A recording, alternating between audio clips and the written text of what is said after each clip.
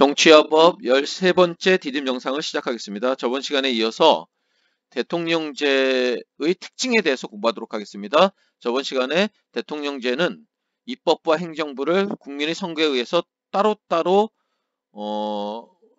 만들어지기 때문에 입법부와 행정부를 따로따로 구성하기 때문에 엄격한 권력 분립이 이루어지고 입법부와 행정부가 상호 독립적인 관계이다 라는 얘기까지 했습니다. 그래서 행정부가 법률안 제출을 할 수 없고, 그 다음에 의회 의원이 어떤 그 행정부의 어떤 장관이라든지 이런 어떤 강요를 겸직할 수 없다라는 얘기를 했습니다. 그 외에 입법부와 행정부가 서로 상호 견제와 균형을 한다는 거. 그래서 대통령의 그러니까 의회에서 만든 법률안에 대해서 대통령이 그 법률안을 거부할 수 있는 그런 법률안 거부권이 있고, 그 다음에 대통령이 그 법률안을 공포할 수 있는, 공포하기 싫으면 어떻게 하면 되죠? 그렇죠? 의회에 다시 돌려보내는 거죠. 그런 어떤 권한이 있다라는 거. 자, 그 다음에 이런 것들은 다음 단원에서 좀 더 구체적으로 공부하도록 하겠습니다. 대통령의 법률안 거부권과 공포권을 행사한다는 거, 이런 거 대통령제의 특징이다. 상호 견제와 균형을 이루는 어떤 그런 특징이라고 볼 수 있고, 의회는 또 의회의 각종 일이 벌어지기 전에 사전 동의권이 의회에 여러 가지가 있고, 역시 의회 할 때 공부하도록 할게요. 그 다음에 일이 벌어진 이후에 사후 승인이라고 그러죠. 자, 이렇게 사후에 일이 벌어진 이후에 허락을 얻는 거, 이걸 승인이라고 그러는데, 승인권 같은 거, 이런 것들이 바로 의회가 행정부를 견제할 수 있는 수단이죠. 자, 이런 것들이 대통령제에 있고, 의회의 대통령을 비롯한 주요 공직자에 대해서도 역시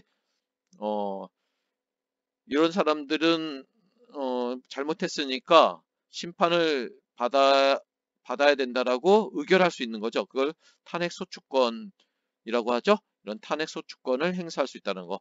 탄핵소추가 되면은 또 다른 어떤 제3의 기관이나 아니면은 그 자체로 또 심판을 받을 수도 있고, 이건 국가에 따라서 다른데, 우리나라 같은 경우에는 국회가 탄핵소추하면은 헌법재판소에 의해서 심판이 되는 거죠. 자, 이런 탄핵소추권을 의회가 갖고 있다는 점, 이런 점이 대통령제의 특징입니다. 그다음 행정부의 일원성 했는데, 대통령은 국가 원수인 동시에 행정부 수반으로서의 지위를 가진다, 이렇게 돼 있죠. 자, 저기 의원내각제에서는 어땠을까요? 그쵸? 국가 원수가 따로 있었죠.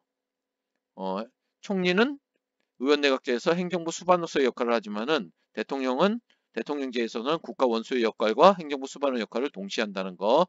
일반적으로 부통령제를 채택하고 있고 총리는 없다는 거. 국무총리라든지 이런 제도가 있다는 것은 의원내각제적인 요소죠. 자, 그걸 꼭 기억해 두면 되겠습니다. 그래서 대통령제의 특징만 언급한 걸 보면은 법률안 거부권이 있다라는 거, 그 다음에 탄핵소추권 이런 거 나오면은 대통령제의 특징이라는 거를 기억해 두면 되겠습니다. 대통령제에서는 법률안 제출권도 없습니다. 그 다음에 장점과 단점을 살펴보면은 대통령제의 장점은 대통령의 임기 동안은 전국이 안정된다. 우리나라 같은 경우에는 대통령의 임기가 5년이죠. 5년 동안에는 대통령이 특별한 일이 없으면은 바뀌지가 않죠. 미국 같은 경우에는 4년이죠. 4년 동안에는 특별한 일이 없으면 바뀌지가 않죠. 그 동안에는 대통령과 그 대통령을 배출한 정당을 여당이라고 하죠. 그 여당의 그 정국 운영이 안정돼 있죠. 그래서 정책 수행의 일관성을 확보할 수 있다는 점에서는 장점이라고 볼 수 있죠. 그 외 의회 다수당의 횡포를 견제할 수 있다. 대통령이 어떤 권한이 있다고 그랬죠? 자, 의회 다수당에서 만약에 국민의 어떤 요구에 걸맞지 않은 그런 정책 법안을 만들었을 때 대통령이 그 법안을 거부할 수 있는 거죠. 자, 이런 법률안 거부권이 있다라는 거. 단점으로는 정치적 책임과 국민적 요구에 민감하지 못하다라는 점. 그렇겠죠. 아무래도. 그래서 대통령이 그 임기가 보장되기 때문에 그 임기 동안에는 국민의 요구가 중간에 바뀌더라도 대통령이 자칫하면은 자신의 의사에 따라서 끌고 갈 수도 있는 거죠. 그래서 그런 점을 얘기하는 것 같습니다. 그리고 대통령의 권한이 지나치게 강해 독재 위험이 있다는 거. 우리나라가 대통령의 임기를 달랑 5년으로 딱 묶은 것은 바로 이런 독재 위험이 있기 때문에 그런 거죠. 행정부와 입법부가 서로 싸울 때 조정이 곤란하다. 특히 여소야대의 전국에서는 특히 이런 문제가 발생할 수 있는 거죠. 여소야대라는 말이 무슨 말일까요? 여는 여당을 얘기하는 거, 야는 야당을 얘기하는 거죠. 여당이 의회에서 숫자가 작고 야당이 숫자가 크다라는 얘기죠. 자, 이거는 여소야대의 전국이라는 것 자체도 대통령제의 특징이죠. 이거는. 자, 대통령제에서의 여당은 뭘까요? 그렇죠. 정권을 잡은 정당이 여당이고 그렇지 못한 정당이 야당인데 대통령제에서의 여당은 대통령을 배출한 정당이 여당인 거고 그렇지 못한 정당이 야당이죠. 여소야대란 말이 의원 내각제에는 있을까요? 그렇지 못하죠. 왜냐하면은 의원 내각제에서는 정권을 잡은 정당이 어떤 정당일까요? 그렇죠. 다수당이 바로 여당이 되는 거죠. 그래서 그 다수당에서 총리, 행정부도 구성하는 거죠. 그래서 여소야대라는 말 자체가 이거는 바로 대통령제에서만 나올 수 있는 말이다. 이렇게 얘기할 수 있겠네요. 그러니까 여당이 의회에서 힘이 적으면은 결국 아무리 대통령이 무슨 일을 하려고 해도 의회에서 야당이 어떤 그 말을 들어주지 않으면은 어떤 정책을 위반하거나 어떤 법률을 만들 수가 없기 때문에 굉장히 곤란에 빠질 수 있겠죠. 자, 그런 걸 얘기하는 것 같습니다. 그리고 탄핵제도. 이런 탄핵제도는 보통 여기 우리나라 같은 경우에는 이런 여러 그 공무원들에 대해서 공직자들에 대해서 그 직무에 있어서 헌법이나 법률을 위한 때는 국회는 탄핵의 소추를 의결할 수 있고 심판은 어디서 하나요? 자, 이렇게 소추를 의결하게 되면은 헌법재판소로 넘어가서 최종적인 심판을 헌법재판소에서 하는 거죠. 자, 그 다음에 자, 여기 보면은 자, 구분해 놨는데 이거는 영국 정부의 의원 내각제 그림이고 교과서 46, 47쪽에 있는 내용입니다. 미국 정부의 대통령제와 관련된 건데 자, 여기서 보면은 자, 중요한 점은 요 두 차이가 뭘까요? 국민이 입법부를 의원 내각제에서는 입법부만 구성하고 대통령제에서는 행정부와 입법부를 다 구성한다는 점이죠. 선거를 통해서 이렇게 구성한다는 점이 다르고 그 다음에 입법부의 다수당의 당수가 주로 총리가 된다는 점.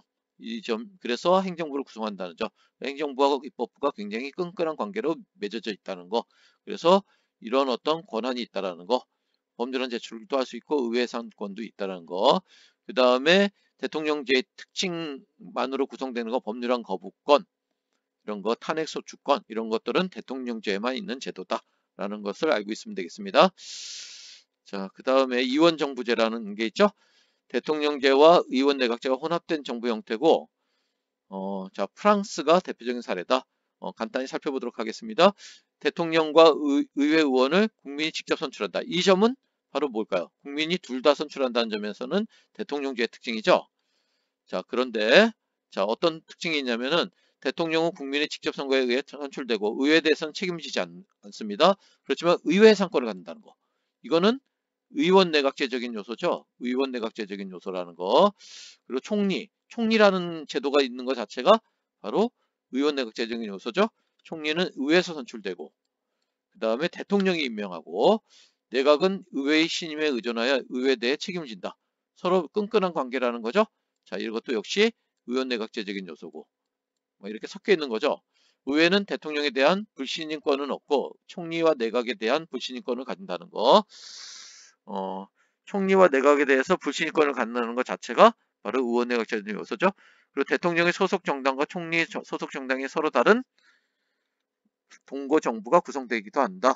왜냐하면은 의회 대통령이 속한 정당과 의회의 다수당이 서로 다를 수가 있는 거죠. 그런 경우에는 이런 동거 정부가 구성되기도 하고 대통령과 총리의 권한이 법적으로 구분돼서 두 개의 중심이 존재한다고 해서 이원 정부제 이렇게 얘기합니다. 그래서 평상시 보면 총리 중심으로 행정부가 운영되고 대통령은 자 외교나 국방에만 정념하지만은 비상시가 되면 대통령이 또 모든 행정권을 행사한다는 점에서 좀 차이가 있죠. 자 이렇게 이원 정부제 프랑스에서 볼 수 있는 그런 어떤 특이한 정부 형태라고 볼 수 있습니다. 자 그러면은 이제 우리나라 정부 형태의 변천 과정에 대해서 살펴보도록 할게요. 자 우리나라는 자 지금 현재 이제 6공화국까지 쭉 와 있는데 이렇게 공화국의 차수를 이렇게 붙일 수 있는 것은 헌법 개정이 굉장히 전반적인 헌법 개정이 굉장히 크게 일어날 때 이럴 때 공화국이라는 말을 붙이는데 우리나라는 1987년 6월 민주항쟁 이후에 9차 개헌이 이루어졌고 그 헌법이 쭉 지금까지 지속되어 있죠. 그러니까 87년 이후에 6차 공화국이라고 계속 6차 공화국이 계속 유지된다라고 얘기할 수 있습니다. 자, 대통령은 계속 바뀌고 정권은 계속 바뀌지만은 그 헌법이 바뀌지 않았기 때문에 제6공화국이라고 얘기할 수 있습니다. 자, 우리나라는 그러면 구체적으로 보면은 제1공화국 우리나라는 제헌헌법 이후에 대통령 국회 간선제가 이루어졌고 의원 내각제가 가미된 대통령제 처음에 대통령제가 이렇게 시작됐네요. 근데 간선제였죠. 그리고 1차 개헌 때 직선제로 바뀌었고 자 이런 어떤 문제가 된 그런 어떤 개헌이 있었죠. 그리고 초대 대통령에 의해 한 해 삼선 개헌 제안이 철폐되는 이런 어떤 이런 개헌은 다 뭘까요 이게 어떤 정권 유지를 위한 그런 잘못된 개헌이었다 이렇게 얘기할 수 있죠. 자 초대 대통령이 누구였죠? 바로 이승만 대통령이었습니다. 자 그리고 그런 어떤 부정선거 이런 걸 통해서 4.19 혁명이 일어나고 이승만 정권이 종식되죠. 자 이렇게 4.19 혁명에 의해서 정권이 종식되고 대통령제의 문제점에 대한 반성으로 그래서 2공화국 때 4.19 혁명에 의해서 바로 의원 내각제 이 정부 형태로 헌법이 개정되었습니다. 그래서 대통령도 물론 뽑히긴 했지만 국회 간선제로 뽑혔고 그 의원 내각제니까 대통령이 아니라 총리가 행정부의 수반이 돼서 많은 정권을 갖게 된 거죠. 그렇지만 민주주의에 대한 경험 부족으로 사회적 혼란이 극심한 그런 틈을 타서 자 바로 누구죠? 바로 박정희 대통령이죠. 박정희 대통령이 5.16 쿠데타를 일으켜서 바로 제3공화국이 실시되고 거기에서는 바로 대통령제로 다시 바뀌게 되는 거죠. 자 박정희 대통령이 자 등장하게 되고 자 5차 개헌 때는 대통령 직선제로 변모하게 됐다. 이게 이제 제3공화국이 되죠. 주로 60년대를 얘기하는 겁니다. 그러다가 이 박정희 대통령에 의한 70년대 초반에 유신헌법이 나오면서 역시 커다랗게 정치체제가 변모하게 되죠. 제4공화국이 등장하게 되고 대통령의 권한이 굉장히 세지죠. 굉장히 세지고 통일주체 국민에 의해서 대통령 간선제로 바뀌면서 자 우리나라가 정치적으로는 독재가 굉장히 많이 이루어지게 되죠. 자 민주주의에 굉장히 훼손이 이루어지게 됩니다. 그러면서 자 11.6 사태라든지 또는 12.12 일어나고 12.12가 일어나면서 전두환 씨가 대통령으로 등장하게 되죠. 그것이 제5공화국의 시작이고 7년 단임제 헌법으로 바뀌게 되죠. 자, 그 다음에 6월 민주항쟁의 영향으로 자 6공화국이 등장하게 되고 대통령 직선제로 국민의 뜻에 따라서 대통령 직선제로 바뀌고 대통령의 임기는 5년 단임제로 바뀌게 됩니다. 그 후에 이제 노태우 대통령, 그 다음에 김영삼 대통령, 그 다음에 김대중 대통령, 노무현 대통령, 노무현 정부, 그 다음에 이명박 정부, 박근혜 정부, 그 다음에 문재인 정부까지 지금 이렇게 이루어지고 이런 어떤 자세한 정치 상황에 대한 얘기는 수업 시간에 하도록 하겠습니다. 자, 이상 13번째 디즘 영상을 마치겠습니다.